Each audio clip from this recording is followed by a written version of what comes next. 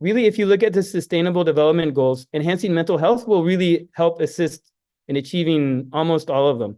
So we feel strongly that the work that we have and what we're bringing forth can help the UN achieve its goals and really bring a lot of positive mental health and well-being globally. So we think it's very perfectly aligned with this summit, and we're extremely grateful to the UN General Assembly for organizing this and for having us here. Just a couple estimates, 2.5 to 5 trillion US dollars annual cost of mental health. That's looking at direct costs of clinical care and hospitalization, as well as indirect costs of loss to our concepts of mental health.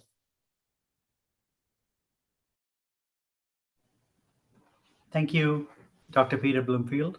Really appreciate it. And thank you for inviting us to participate in this session. We wanted to give a sense of what we mean by mental health. This definition of mental health is taken straight from the UN mental health webpage. Essentially, mental health is a state of well-being where we are able to cope with life's daily challenges, have great relationships on a daily, regular basis, learn to work well. Today is going to focus on the long term, right? So there are three aspects to mental health. One is treating after the problem has happened, but two important parts of it are being preventative and also enhancing mental health. We'll talk about it briefly. Mental health is one of the greatest challenges of our time. Close to 1 billion people are affected worldwide, and this is from 2019, and all of people the most.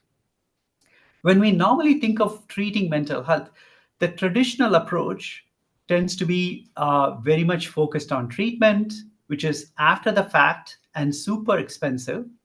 And it tends to focus on emotional, psychological, and social aspects of mental health. Like emotional means, can we handle stress and emotions? Can we handle anxiety? Our beliefs from life negative cognitions to life positive cognitions. This is so critical. I'll talk a little bit more about this in a bit. And finally, instead of thinking of mental health as just maintaining and managing the jobs and relationship, think of it as a spiritual quest, right? Realizing our peak potential. That is really what will unleash the happiness within us. Next slide, please. I just wanted to go through some data. Next slide, please. See, powerful cognitions go beyond positive thinking. They go towards transforming our beliefs. Many of us tend to grow up with very limited view of ourselves, not due to our own faults. It's because the world, imagine in a school, a teacher evaluates students. They only have a single way of evaluating students based on their own rubric. If a student doesn't fit into that rubric, then the student is graded low, and then the student grows up thinking that they don't have great potential, although they may be extraordinary in doing certain things that no one else can, right? That is what I mean by growing up with beliefs that are self-limiting. So as being limited by our humanness, but actually liberated by our humanness. So it's a different way of looking at yourself. Next slide. Great. I'm going to now hand it over to Dr. Peter Bloomfield, and he's going to delve into the mind-body studies. Okay, thank you so much, Dr. Muktananda. So again, my slide, and this offers thousands of free programs online to the global community. There's a large, diverse team of faculty, campuses all over the world, and many millions of people have benefited from the teachings of Nityananda Hindu University, and a service-based state, contributing to the communities around, and as a foundational enlightenment ecosystem for all the people that are living there. He's also revived many dimensions of Hinduism, the powers of Paramashiva, the scriptures, temple rituals, and lifestyles for enlightened living. Has revived the Sacred Arts University that has created 1 million deities for enlightenment ecosystems to use worldwide. And there's more than 16,000 KAILASA ecosystems functioning that provide many services. Briefly, so mind-body. So treating mental health through the mind is very challenging in that it goes beyond the mind. So efforts to powerfully address mental health have started to look at a mind-body system, and we'll be talking about it a little bit later about things like the biome and the physical structures of how the mind and body interact in the brain and body, and for individuals out there who may be watching for the masses that can move towards the space of enhanced mental health. So the first topic we're going to talk about is cellular effects of mind-body intervention. So this was a 3-week program called Inner Awakening, again organized by Swamiji and run directly by Swamiji. It involved activities like yoga, meditation, initiations, which we're going to talk about, reduce stress and reduce inflammation, were up-regulated, again, 2 to 7-fold. And then there were 2 specific pathways that they noted. One is an anti-aging pathway called GATA2 and BM1 that was up-regulated, which shows up in a follow-up genetically young. Many people know about telomeres. It's been very much talked about in the mainstream recently. The telomeres are like the aging system of the cells at the DNA level. When the telomeres in the chromosomes in the DNA get short, then the cell can no longer reproduce and becomes senescent or becomes no longer effective. So maintaining the telomeres long is a job of telomerase. So the organelles inside the cell that create power for the cell, energy for the cell. And so their metabolism was increased. This is actually not a typo. You see it's 967%. It's not a typo, it's really true. Basically 10-fold increase in mitochondrial metabolism. So you would expect that to show up in a massive surge of energy.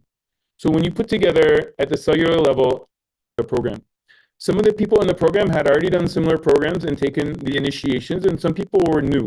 So it was a combination. It was a convenient sample because it's through an online program, and then we did a paired and unpaired analysis. So here's what we found.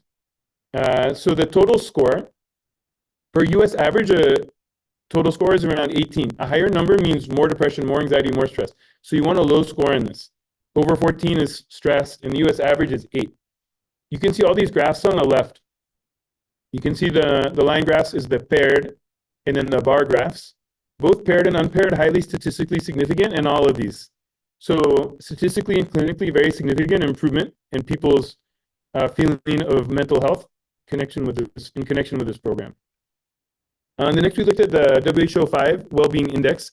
So this goes from 0 to 100, where a higher score is a higher sense of well-being. Less than 50 is going to correlate with depression. 5 out of the 9 met statistical significance, and they were also clinically significant. I just included a couple graphs here. The total score, you can see it's going up for just about everyone. And then social functioning is going up for just about everyone. So again, increased mental and physical health was seen. And the last one is mindfulness. This looks at the ability to be present. With Swamiji, the Supreme Pontiff of Hinduism, Bhagavan Nityananda Paramashivam. So I'm going to talk about a few scientific studies. First one is done with, I'll go as quick as I can, but it's so valuable and so important. I want to make sure we cover it. Akira from Sound Health Designs in Wichita, and this was in 2005 and 2006. And they measured studied a variable called heart rate variability, which shows variability within the heart rate that reflects the autonomic system and how at ease someone is. We could say it's very complex. We don't have time to go into it further. But the key finding is when he was, because he said there's almost no activity on the EEG as baseline. Means when he was sitting there in a calm state, the brain was just completely quiet electrically. There was very little activity, which we will posit will correlate with a low thoughts per second, very little mental activity.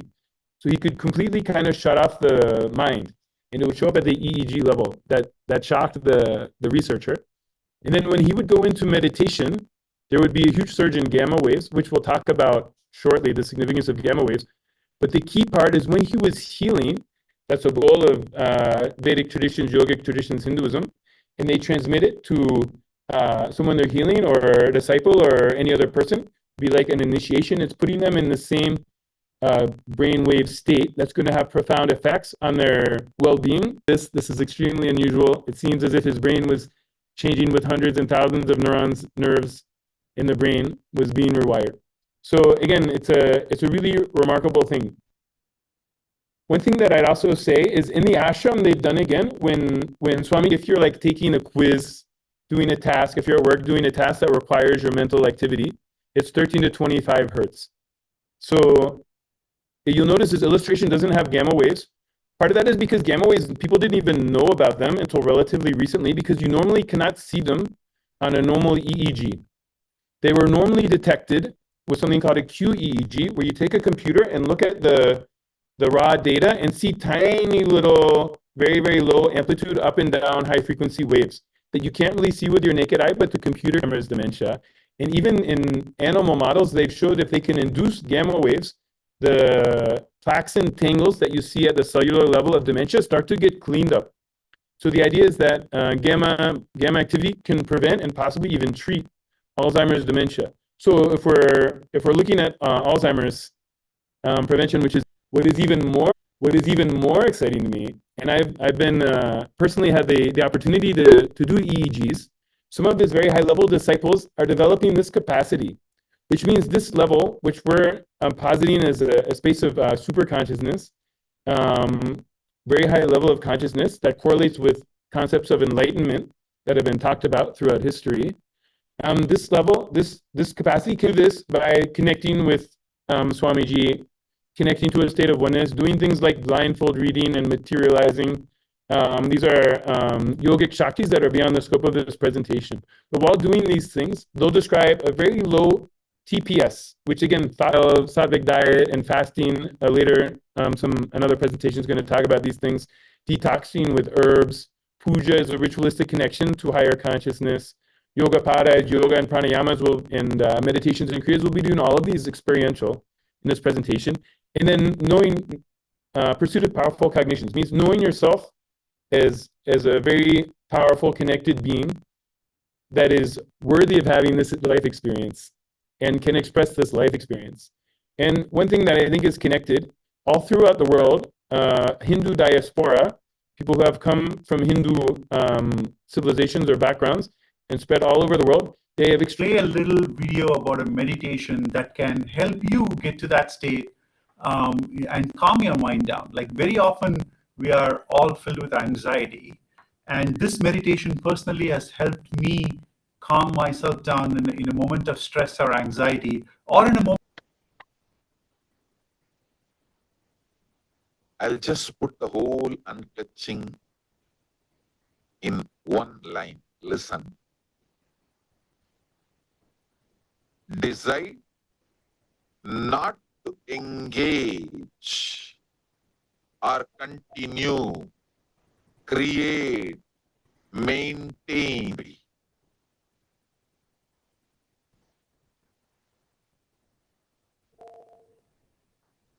Compare.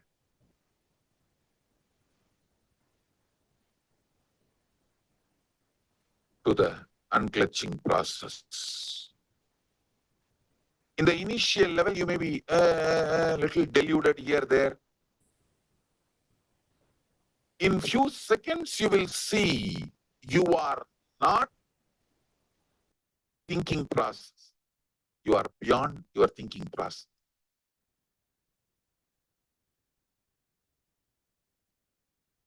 Pure.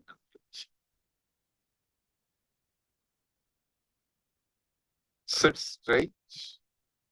Close your eyes and clutch.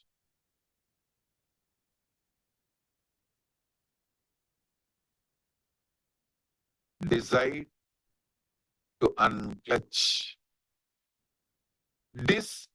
When any thought arises, I just say unclutch, which means I disengage from associating with that thought. Typically, our thought currents are one follow the other. First, I think about my house, I'm thinking about my dog in my house, and then the food the dog didn't eat, and so on and so forth. So it's an association of thoughts that creates problem. So if you unclutch from each thought as they appear, then you don't associate them, and then they just become random series of thoughts which don't affect you. That's the whole idea. So initially you can use the word unclutch, and but after a little while you can just unclutch without using that word.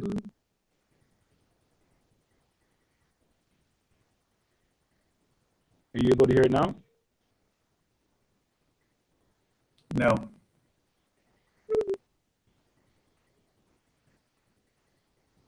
How about now?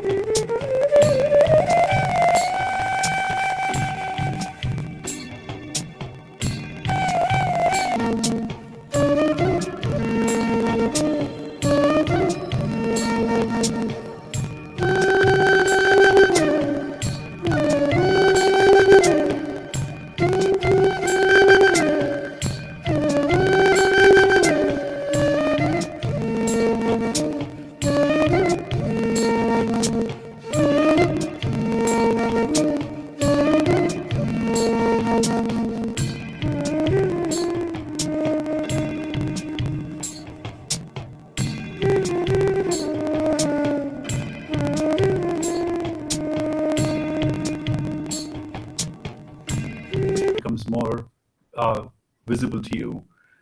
Sometimes the blood pumping through your heart becomes more audible to you.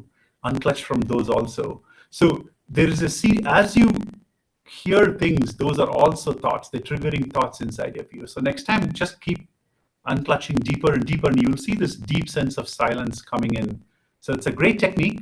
You can try it anytime. Plays a very important role in regulating mood and cognition, not only through activity of certain brain structures, but also pathways or circuits of communication between different brain regions are important. Measure of diet is very crucial in mental health. So eating a Western diet has been associated with poor mental health. And while just by switching over to whole food, plant-based diet, you can make big improvements in mental health. So again, we're highlighting how just lifestyle measures, which cost very little to nothing, such as yoga, meditation, and diet, can make a huge emotional attachments. It turns out pain processing pathways are negatively impacting depression. And one way is maybe the cingulate cortex. And even our ability to empathize with others are affected due to loss of brain cells in the cingulate cortex. Also, depression negatively impacts the basal ganglia, which is a part of the brain involved in pathways for reward, motivation, and feeling pleasure, and supramental gyrus. This is an area responsible executive functioning, so in other words, planning activities, social cognition, which lead us to interact well with others. The precentral and parahippocampal gyrus and hippocampus are very important for memory, and good practitioners have lower levels of fear or tendency for fear. And we can move on to the next slide. Now we can move on to what we found in practitioners of meditation. So they have been studied structurally, but also functionally. So we have functional MRI studies which look more than the brain structure. It looks at the prefrontal cortex is more active in practitioners of meditation.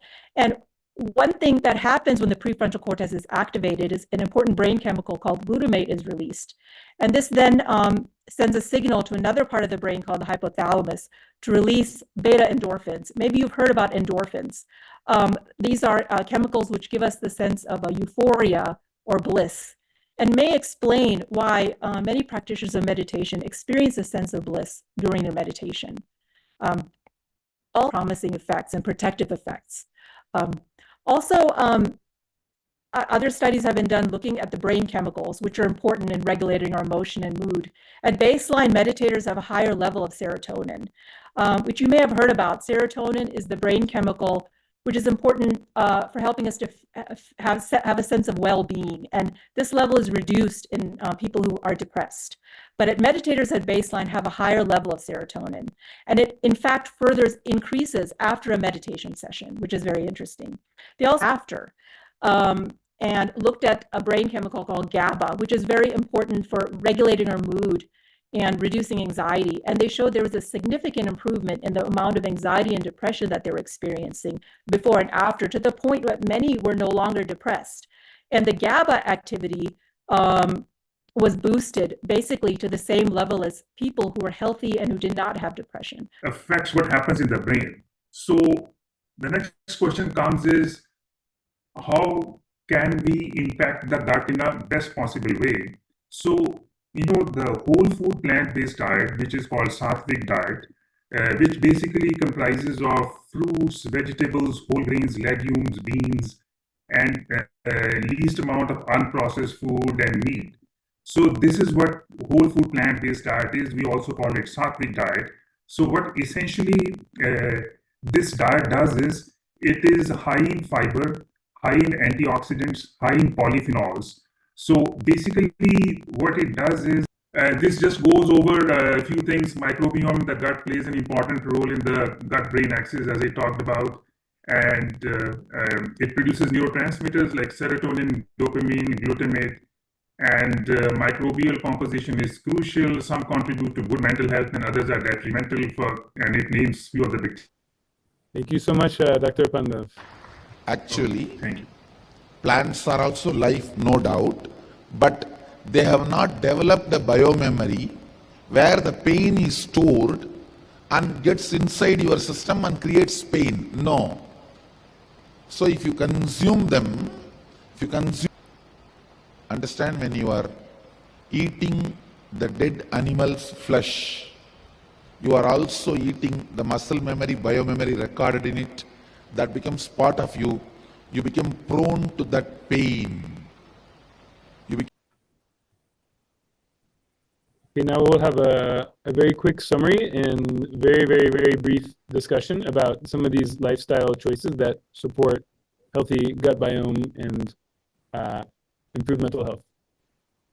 So in summary, we've seen that the brain physiology, through functioning, structure, chemistry are crucial for mental health. And lifestyle changes are critical and sustainable. And objective science discuss how the Hindu lifestyle practices that Swamiji is promoting have made an impact in our mental well-being. And so maybe if we'd like to go ahead and start, maybe Dr. Pandav can talk about what is Nirahara Samyama and how his experience that he's had with that. Sure. I always practice whole food plant-based diet, but through Swamiji, I came to know about Nirahara Samyama, which is really a step above that. So essentially, I've gone through this, and you can add further. Yes, yes, definitely. I have done the Nirahara Samyama a few times, and this was something that's completely new to me. I think only Swamiji talks about this. I had, been practicing different Hindu spiritual practices and lifestyle measures, but this was something completely different. So I definitely experienced very similar to Shivaji had an experience that she maybe would like to share about Nirahara Samyama. Mm-hmm. Dr. Shivaji, did you have an experience you wanted to share?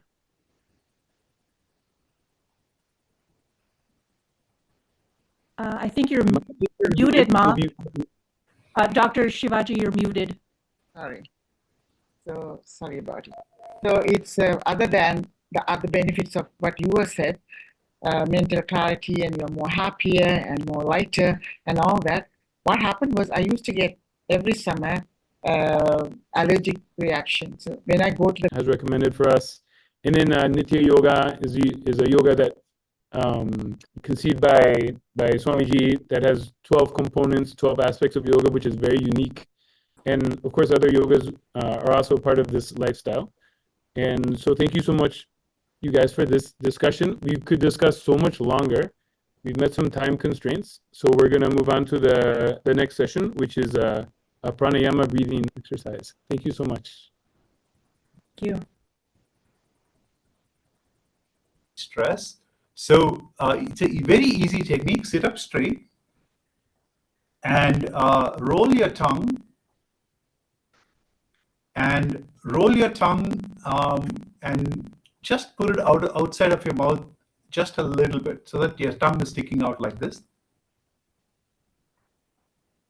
And then deeply inhale through your tongue. And you will actually feel it in your chest, in the middle of your chest. If you don't feel it, like try breathing in a little bit more deeper. Continue doing this.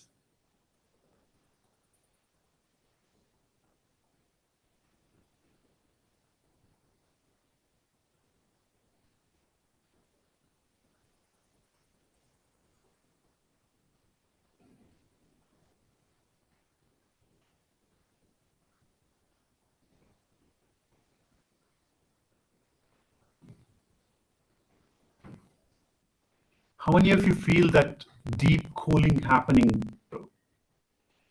And once you've taken a deep breath, close the left nostril and then breathe out through the right nostril. And after you breathe out through your right nostril completely, typically you take like almost twice as long to breathe out than breathe in. So count breathing in If you count breathing in 5 times, breathe out till the count. If breathing out makes you feel stressed because I'm asking you to breathe out twice as long, you don't have to do it. Just breathe out like till the count of 6 or 7. That's also okay.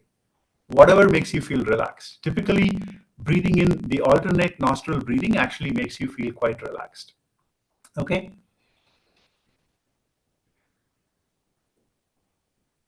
Let's move on to the last technique.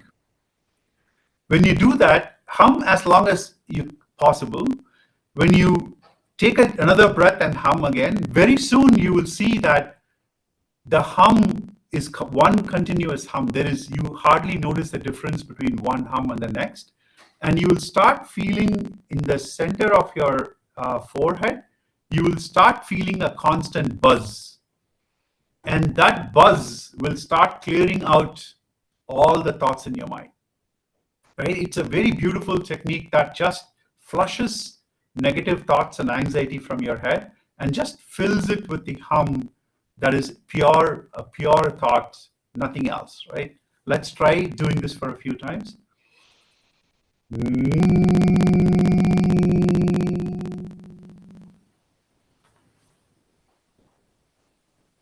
Continue humming for a while.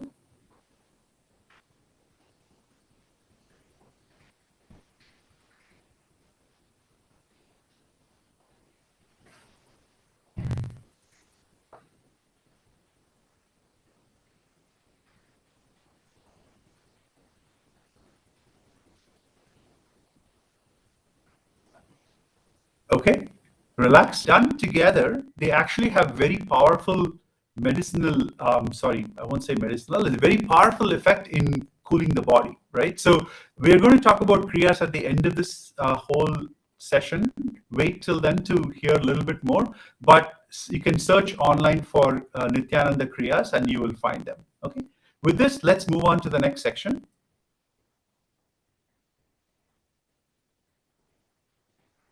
Okay, here I'm going to talk about sustainable mental health and AI. I have practiced, AI for a very long time, and I've applied AI to multiple different. And if you have a phone and if you have internet access, unfortunately, more and more people around the world are getting access to the internet. Having access to free spiritual AI solutions online is actually a great way for us to give mental health access to people. Go to looking through today. But if we overcome these challenges, using AI at scale for helping people with mental health is a very powerful solution. With that, I want to say a little bit about Nityananda.ai. This is actually a solution that Nityananda KAILASA has developed as a scalable solution for people to ask questions and get answers. It's very easy. Go to Nityananda.ai, or you can use the barcode that's how my wife will feel. What do I do about it? This AI makes use of the, if you can pause the video here, Peter, just for a second. It uses the core principles that Swamiji taught in terms of what spiritual principles are for living, like authenticity. Authenticity is living to the highest potential. Responsibility is feeling like everything in and around you is under your control. Being integrated is all about being integrated to your thoughts and actions. Enriching is about making sure others are in this state of enlightenment along with you. And completion is what I define. Sister to spend time with me, I feel disappointed, and she wants to do things that are different from me. What do I do? So this now addresses how to think about this in a self-reflective way, how to introspect into the source of where this challenge comes from. Why do you feel unimportant? Why do you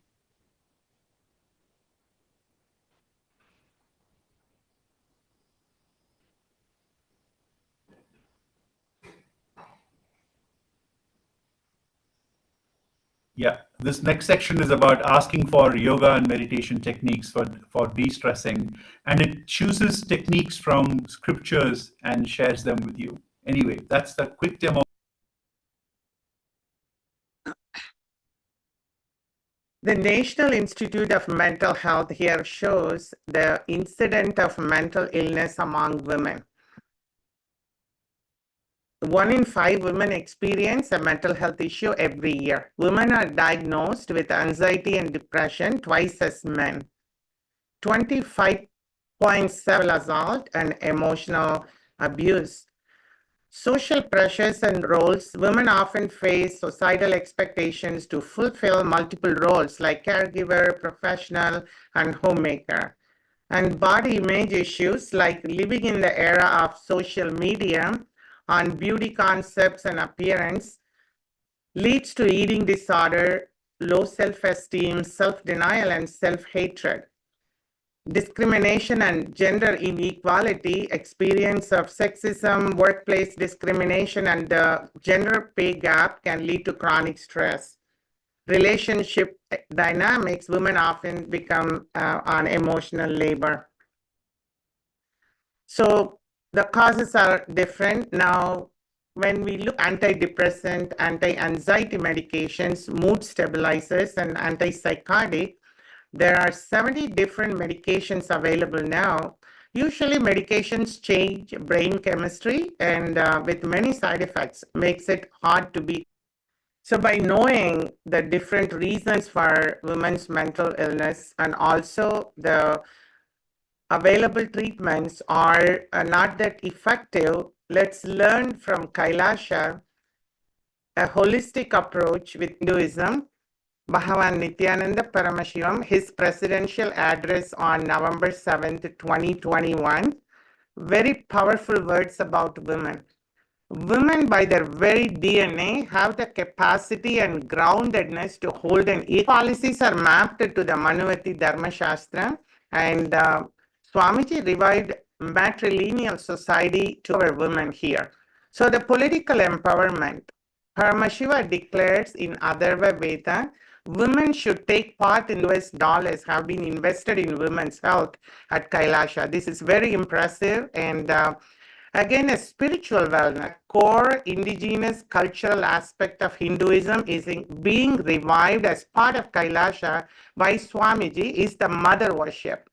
The matrilineal society that used to exist in ancient Hindu nations. It's very important to know the order in KAILASA is established by Swamiji is unique in that the free ordains women and allows women to perform temple rituals.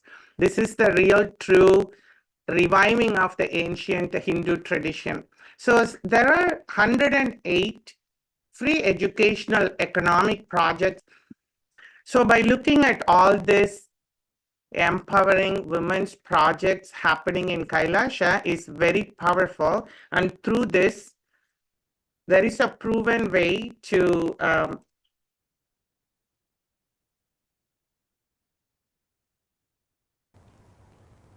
and next word, awaken. Only the feminine energy, sacred feminine need to be awakened. You already have too much masculine. The whole world is suffering with too much masculine energy.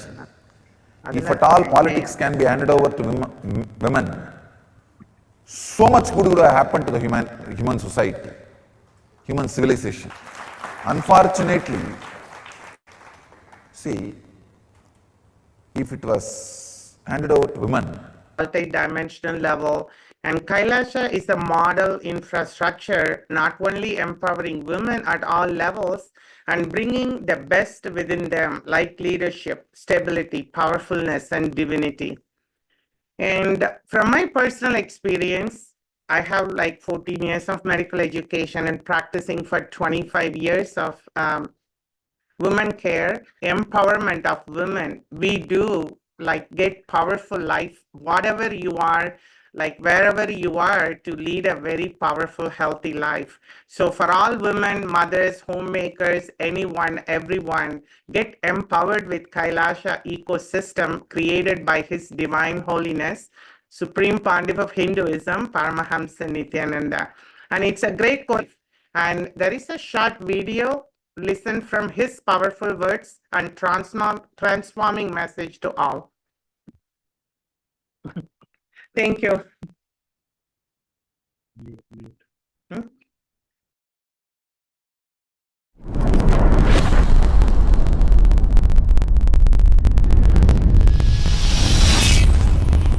this anger, fear, guilt, powerlessness, what all is getting blurted out, vomited by your immature mind, listen, and making you completely complete and making you manifest powerful cognitions and powers.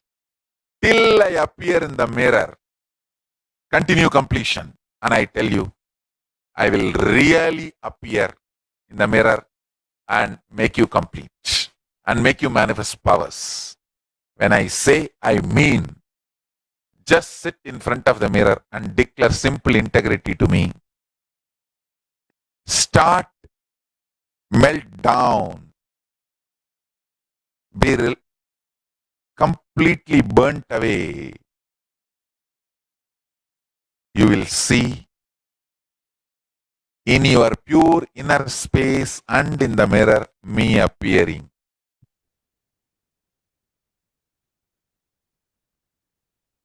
Now we invite Dr. Patel to come talk about children and mental health issues. Hello, everyone. I'm Dr. Sailis. But some of the unique challenges for children, which includes physical, emotional, and social changes, adversities such as poverty, abuse, exposure to violence, pressure to conform with peers, exploration of identity, and so forth. So can we have next slide? So based on this alarming number, we know that conventional approach have not been enough to address an sattvic diet. Swamiji had given details how this Hindu education system promotes freedom to explore and be creative and not force children into strict curriculum, nor evaluate them based on narrow rubrics.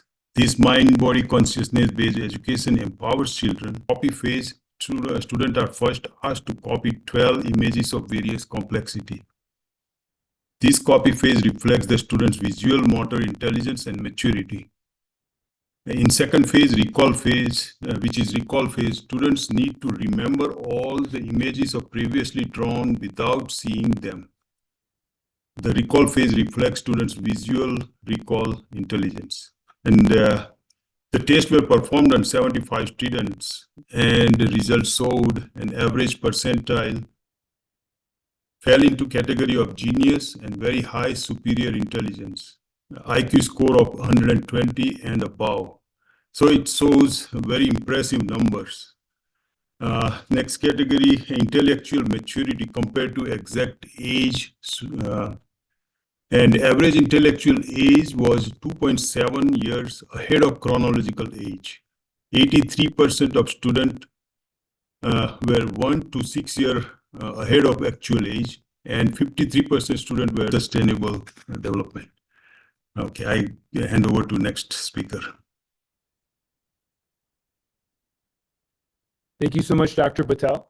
And I'm going to very quickly do our conclusion. Thank you so much to everyone who's made it all the way through and who's interested in researching this possibility, this phenomena that I think is available here in ways it's not been described otherwise. We invite you to collaborate with us to participate in research. Of course, we would appreciate funding. As you can see, there's been remarkable research finding. Padmashivoham program is a program that I referred to that showed profound positive effects on mental health, reduction in depression, anxiety, and stress, extreme improvement in well-being, mindfulness, and overall health. That program is ongoing. You can find it at padmashivoham.org. A combination of yoga positions, yoga asanas, breathing techniques, and visualization. And Swamiji shared 108 kriyas for a variety of diseases and disorders to alleviate, use in conjunction with other approaches. And this video will introduce the kriyas and what do they mean and why they are so powerful. And after that, I'll walk you through a nerve circuit, the nervous system, prana circuit, the respiratory system, digestive circuit, excretory circuit, reproductive circuit, and energy circuit. Of these circuits, the energy circuit is governed by the Kundalini energy, Though not spoken much by the medical science, but elaborate references have been given. Then you identify and correct the block.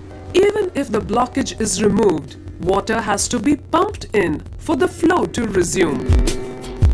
Similarly, when there is a block in the energy circuit in the body, there is impedance to energy flow forward, and it results in disease in that particular organ.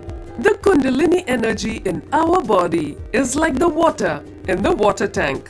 Kriyas are powerful tools which help. The wiring gets properly aligned. After that, the kumbhaka starts pumping the energy into that circuit. See, putting your body in certain asana makes the circuit blockage free. The circuit becomes perfect, but only through the kumbhaka the energy gets pumped into the circuit on which kriya works. Kriyas are a unique combination of asana. The body experience extraordinary powers and to have spiritual experience in the body. These kriyas are my unique contributions to the world. The kriyas have been discoveries of modern day gymming and weightlifting. So all these 7 put together, I work on your body and mind, creating yogic body and Vedic mind. Power, stamina, flexibility, physique, energy. All the 5 put together. Here we learned how to do Nadi Shodhana, which is breathe in through one nostril, breathe out through the other nostril, breathe in through that nostril and breathe out. So that's one thing we learned. We're going to do that first. Then the second step is you sit in a special posture.